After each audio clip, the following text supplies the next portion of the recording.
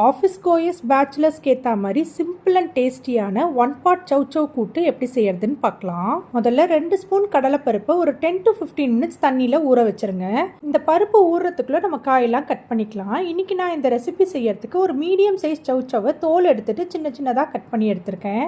அடுத்து 1/2 கப் அளவு சிறுபருப்பை நல்லா வாஷ் பண்ணிட்டு குக்கரில் சேர்த்துக்கோங்க. இந்த பருப்பு ஊறணும்னு அவசியம் இல்லை.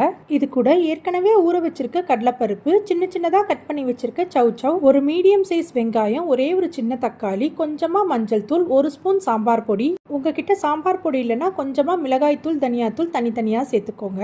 1/2 ஸ்பூன் சீரகத்தூள், கொஞ்சமா பெருங்காயம், தேவையான அளவு உப்பு, இதெல்லாம் முழுகிற அளவு தண்ணி, 1 ஸ்பூன் நல்லெண்ணெய் சேர்த்து குக்கரை மூடி மீடியம் ஃப்ளேம்ல வச்சு 3 விசில் விட்டு ஃப்ளேமை சுவிட்ச் ஆஃப் பண்ணிடுங்க.